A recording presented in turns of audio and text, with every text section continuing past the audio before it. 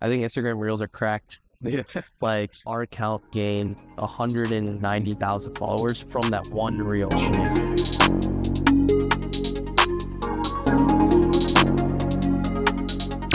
I'm Radine from CreativeCargo. Today we're here with a really exciting guest, Vivek Rama, who's worked with brands such as KidsTakeOver, Superline, and many more.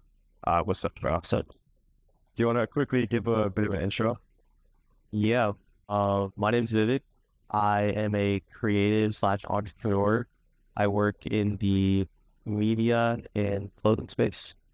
Awesome, man. Yeah, I'd love to hear. So I know we spoke a little bit before, and you said you do a lot of stuff in content creation, merch, and growth marketing. Like, how did you sort of get started in those sort of areas?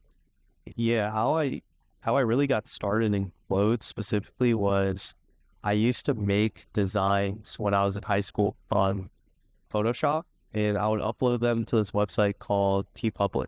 Have you heard of that? So there's another website called Redbubble. It's like It's similar. Yeah. And I would basically upload, like I would bootleg designs of my favorite artists, like Yachty, Mac Miller, like Logic at the time. Okay. And I would upload them on TeePublic and get like a $2 to $4 commission. So I was doing that my junior year of high school, and then I had a friend, Chris, and he was super into like e-commerce, like the whole Shopify space. And he would watch this guy on YouTube, Justin Escalona. Have you heard of that guy? He used to be really big back in the day. He would do like USC vlogs. Okay. And he started this brand so that I was making money online doing like the whole print on demand thing. Yeah. Chris was super into Shopify. So he was like, yo, like, let's start a clothing brand. I feel like every kid, like 2024 is starting a clothing brand, but we were those kids. That was like 2016, 2017. Yeah. And then through starting a brand, I learned like the whole Shopify backend, like the difference between screen printing something, direct to garment, going overseas, and then the brand really didn't blow up, didn't go anywhere. But through that brand, we learned a bunch of stuff, and we actually cold emailed this YouTuber, Elliot Choi. Oh shit! Yeah. We were when we were sophomores in college. So like, Okay. Elliot was really small at the time. Or he wasn't really small, but he wasn't like 1 million subscribers. Yeah. It was like 100K or less. And he had talked about like, oh, I'm thinking about doing merch. And so Chris just cold emailed him. He was like, yo, me and my friend Vivek, we're very experienced in the clothing space. Would love to help you out. Yeah. And then that turned into helping Elliot with merch, and then helping Elliot turned into helping his friends. And then that turned into like doing KTO work. So it was really like a butterfly effect from designing shirts on like bootleg Photoshop and uploading them to TeePublic. That's sick. Honestly, I could definitely relate to like the high school when I started clothing brand. I mean, dude, if I had the only thing that held me back was like not having any money like get sales or whatever. But like, man, that vision of like wanting to start a brand was like so real. Yeah. So you started off in merch, and that's how you got into KTO, right? Or like started helping out Arshan. Yeah. How did it slowly turn into like content? Did you also have experience with that, or did you just sort of pick it up? I had always made content like as a kid. Like I had like a YouTube channel like in elementary school. That didn't go anywhere.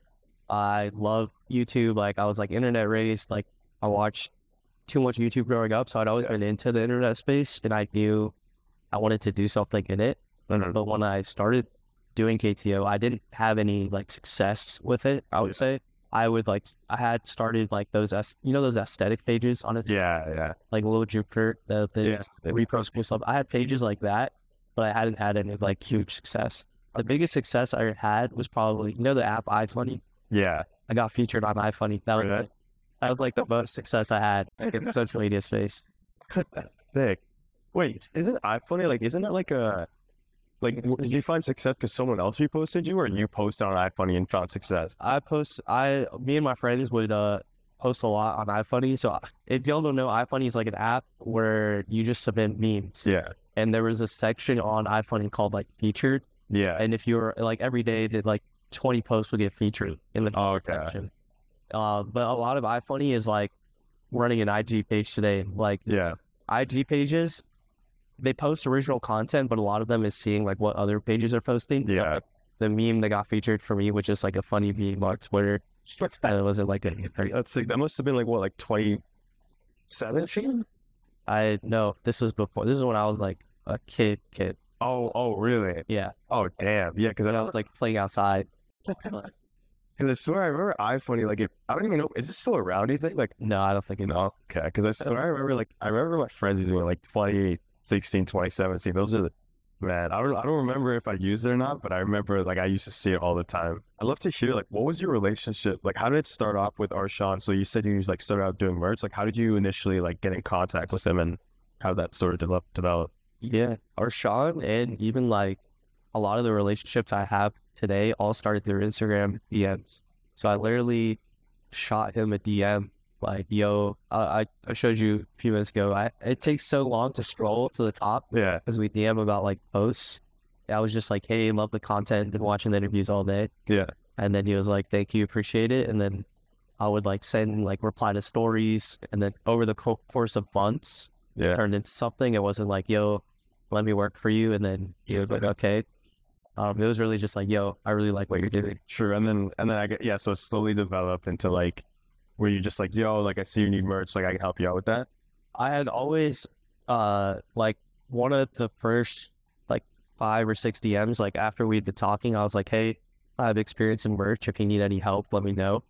He had never reached out about anything, but then he posted a job listing for merch. Okay. So when I had contacted him about it, he was probably like, "Oh, this guy's already been hitting me up. Might as well do a call with him." And there were a lot of other people that applied that he called, and I think that's a little bit of luck and timing. Yeah. Okay. I was just the right person at the right time. I mean, Instagram DM is like obviously so powerful, and like, you know, everyone's trying to like find connections, do that, like especially young creatives. I'd love to hear like what are your like do's and don'ts? Because I'm sure you also get like tons of DMs yourself. I'd say don't send a paragraph. I mean, I've gone through my DMs and seen all the DMs I was sending when I was like 16, 17, and they're so bad. I would say like keep it short. Realistically, if you're DMing somebody about like work, like they're not just gonna hire a random kid to DM them. Yeah. I would make it like more intentional. Like if they post a story that you find interesting, like reply to the story. Yeah. I wouldn't just go in for the ask like immediately because it just doesn't work. Yeah. Like we go and like ask like as in like, yeah, you trying to find like work or Yeah. like, yeah, you're not trying to get hired off the first DM. Yeah. You're not going to. Do you mind if I show them like the, Yeah. Can we see the initial DM? Yeah. Because I think that's like so sick. You said that in like 2020, right? Yeah. Yeah. 20. I had to scroll far up. It literally says, Oh, wow. "Love your content, G. Been watching interviews all day." That's it. See, I love that. That's like, and I feel like it's better because it's like more genuine, you know? Like, Yeah. that's why it works. And like once you get out of those requests, like that's really like when shit starts to happen, you know? And you can't make it either. Like I sent that DM not thinking like I was going to work for KTO one day. I sent that DM because I literally found the videos and I was like binging them. Yeah. It's how I was like, Sure. "Oh, I want to DM it." Yeah. Speaking of KTO, like because I know you did like merch and then content, like what's been like the main strategy that you guys have used to kind of help with its like crazy rise that it's had? I think that from what I understand, I think it's saying yes intentionally. Okay. Like I remember Arshan interviewed Adam 22, and one thing Adam told Arshan was like, "You guys are very like No Jumper interviews anybody and anybody." Yeah. Whereas KTO is more curated and selective to Arshan's vision, and he stays true to that vision no matter what other people think. And I think that's what's so special about KTO is it's so curated based on like what he wants. It's sort of like the Lyrical Lemonade of like interviews. That's like good as comparison. Like Cole could have done interviews for everybody and anybody, but it's very particular about like, or not just basically this my bad. Yeah. But he's very particular about who he does the music videos with, and it's the same thing for KTO. Yeah, that makes a lot of sense. Speaking of Cole, like what was it like? What was it like working with him at that? Because obviously, if you guys don't know, KTO had an event recently with like a KidsTakeOver event, but they had Cole Bennett as like a guest speaker. What was it like working with him? That's like honestly such a sick person. Yeah, I've been to a lot of KTO interviews with like rappers, producers, and I would say the Cole Bennett interview we did and the Cole Bennett event we did, like Cole is just different. Like he's very down to earth. He's you know, we've been disrespected in interviews before. We've had, you know, really bad scenarios happen, but yeah, everything was good. Like Cole is just really down to earth. He's super easy to work with. To be honest, like I'm not working with him directly. I'm more so supporting the team in the event and in the interview, but it was amazing. For me, it was a dream come true. There's a video.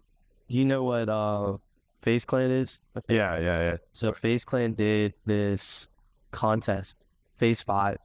FaZe 5. That's like 5. That's like the competition to get into FaZe or something, right? Yeah, exactly. Yeah. There was a period in college where I was doing that junior year, like when COVID happened for me, because I was trying to do merch for FaZe. And I had made like a whole pitch video, and in the video, one of the questions for the video is like, who is your biggest inspiration? This is before I had met Arshan, before I had started working for KTO. And my answer was like Cole Bennett. I love Cole Bennett. And it's like a minute of me just glazing him.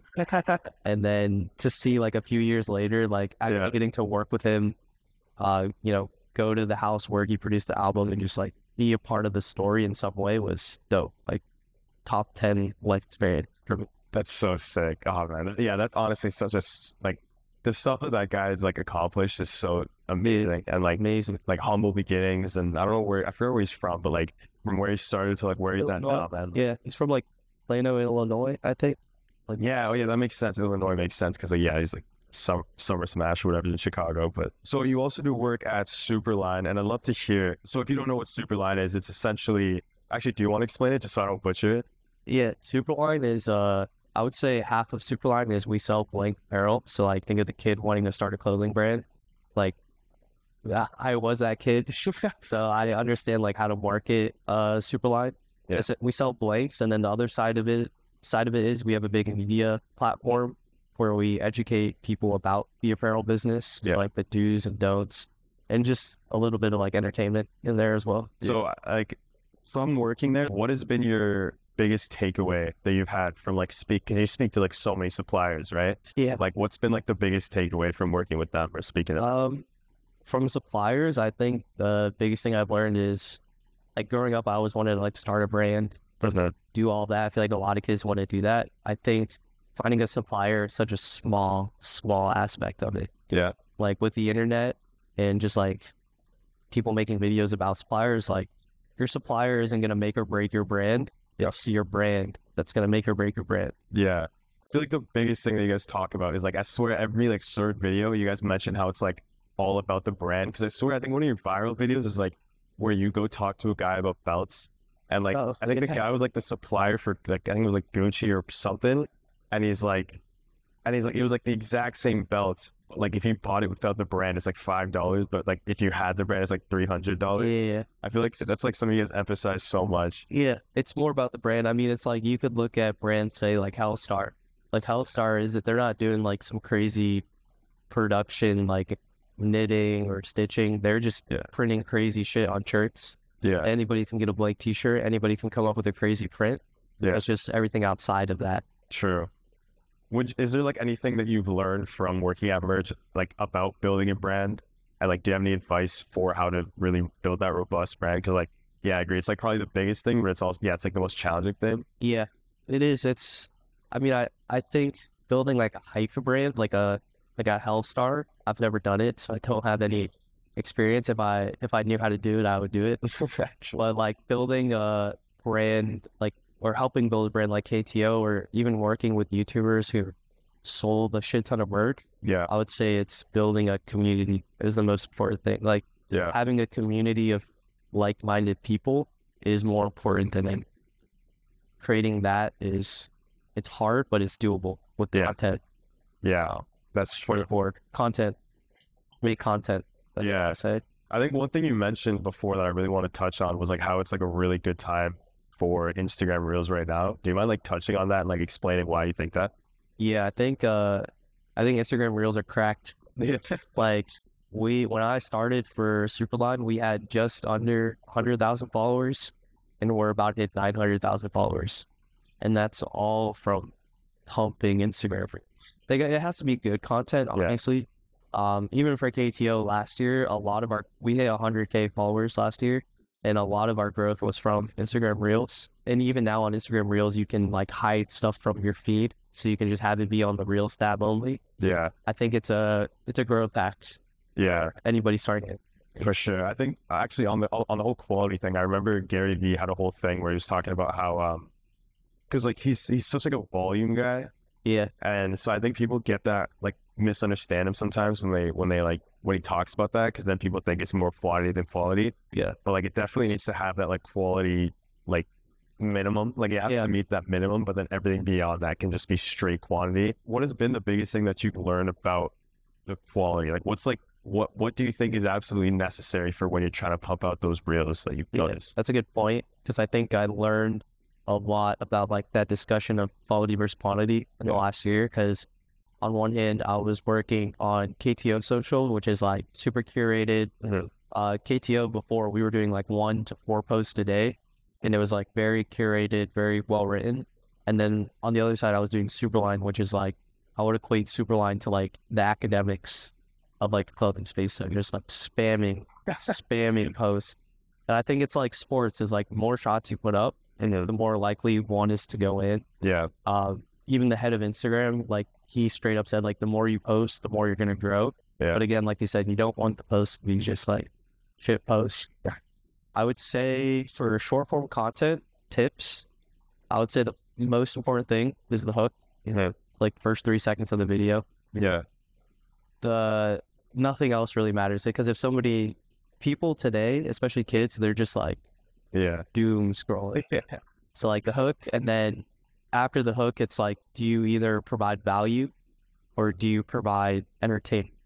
So like one of the most successful reels I've made is on the Superline page, and our account gained 190,000 followers from that one reel. And it was value. It was straight value, no entertainment. Really? And it was like a clothing factory, talking about a clothing factory. And then the last most important thing after like the meat is like the branding. So that video that helped us gain a lot of followers, and we had a microphone. The microphone has a Superline logo. Yeah. It matches the profile picture. So just like psychology. So, and we use the same captions for all of our videos. So I think I think those 3 things are the most important, like the hook, value or entertainment, and then just like the branding and the aesthetic. Damn, interesting. What's the caption? Like, how do you shape? Oh, not the subtitles. Okay, yeah. Oh, sorry. I thought you meant like the caption usually read the same, and I'm like, we use the same subtitles for everything. Yeah, same visual. Okay. Yeah, and I learned a lot of that from KTO, because even though Superline, we don't have some like overall aesthetic or template, we still have like elements that are the same. So like the microphone, the subtitles, maybe it's like the color grading of video, we try to keep consistent. Interesting. Yeah. Damn.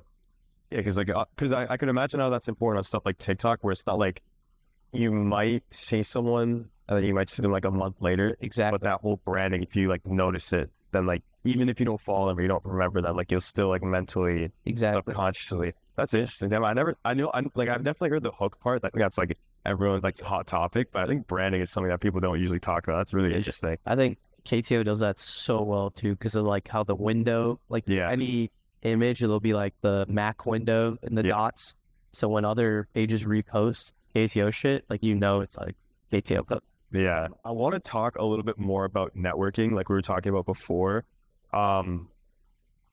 Would you be able to craft like the perfect cold DM for us? That's kind of like a common question that we ask. Yeah. I think that question, it's hard to answer, just because I don't think there's a perfect DM. Okay. I think the perfect DM meets the perfect like opportunity, if that makes sense. Yeah. It's like somebody does a story post trying to find a guitar player, and you play guitar. Yeah. There's where you shoot your DM. I don't think shooting just like mindless cold DMs works unless you're doing something, super revolutionary. Yeah. But I think most people are not. Okay. So, that's fair. Like, do you think there's like any elements that you always try to include though in when you're trying to cold DM? I would say keep it short and straight to the point, and just be nice. Yeah. Like, just be a nice person. Yeah. If people want to open a DM and like feel good about themselves, they don't want to open a DM with somebody trying to get something from them. Yeah. So I would say that would be my advice. So one of the cool parts about that I think KTO does really well, or that they've done in the past, is work with some really cool brands such as like Bandlab, Shopify.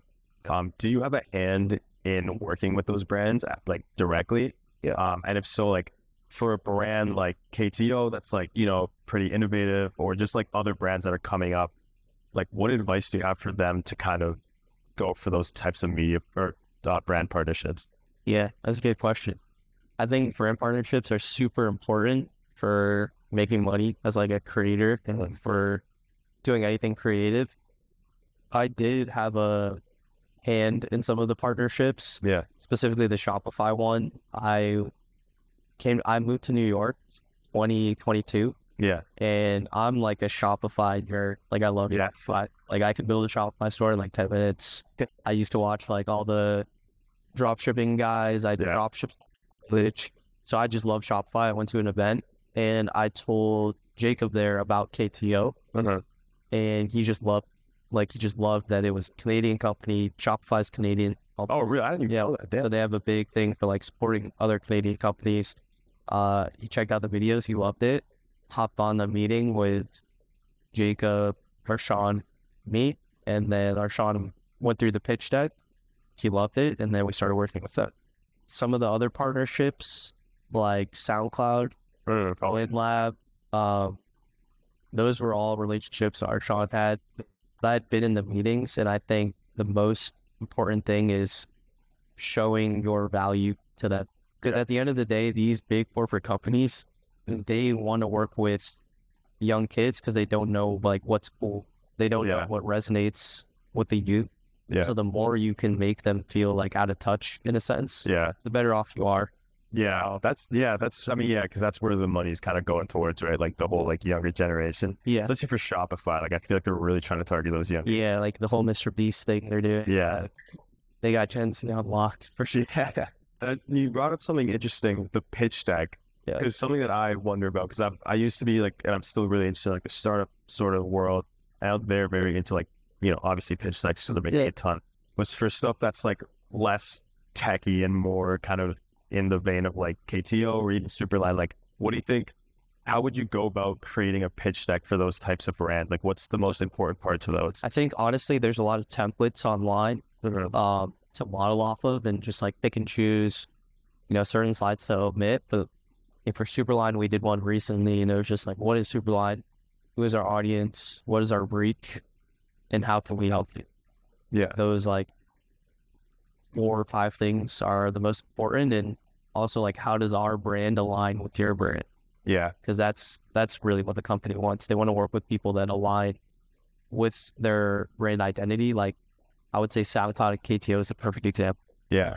Like SoundCloud, like every artist is coming up on SoundCloud. Yeah. Those same artists are going to be highlighted on KTO. So like the synergy is perfect. Yeah, that's true. I mean, even Shopify, to be honest, I mean, like the event that you guys held, I felt like all those people that showed up are all fans of KTO, but they all like want to either like start a clothing brand or like whatever it is, and they're all going to use Shopify, right? Exactly. All those young creatives. And Bandlab too. Like again, like so perfect. It feels like it's like curated for the exact company. The last 2 questions I wanted to quickly ask: what are some of the most rewarding parts about working for KTO, Superline, and all your other endeavors? I would say it's getting to wake up and just do what I love, like every day. Yes. Because I had been in, you know, when I moved to New York, I was actually working corporate and doing this stuff on the side, and just waking up and doing something that like, you know, inside you don't want to do, or like long term you see yourself doing it. It's the worst feeling. Yeah. So I think it's just like knowing that what I work on every day is what I love. Yeah. And just having an impact, like an actual impact on people's lives. Yeah. So I would say for sure. That's so motivation. That's so inspiring too. The last quick question I'll ask you is like, for any young kid out there, whoever that wants to be like in New York doing the type of stuff that, you know, just waking up, you know, doing similar stuff, like what's one piece of advice you can give them? I would say keep going.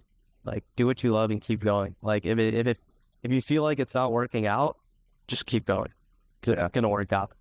Because like there were so many times where I was like, oh, it's not gonna work out, but it's gonna work out. Just as long as you keep going, it might not work out next year. It might work out in 5 years. It might work out in 10 years. Like, if you give up, then it's not going to go anywhere. So you just got to keep going, keep doing what you love. Obviously, don't just like, if it's not working, you still have to like change and like get better, get 1% better every day. Surround yourself with people who you want to be with, or surround yourselves with people who you admire, and you want to be like them, but like, you know what I mean? Yeah. Like if you want to make videos on YouTube, try to hang out with people who make videos on YouTube. If you do that for a living, and over the course of 6 months to a year, you're going to start thinking like them. You're going to start operating like them. You're going to learn, which is why I think New York's a great place. You can surround yourself with people who are doing what you want.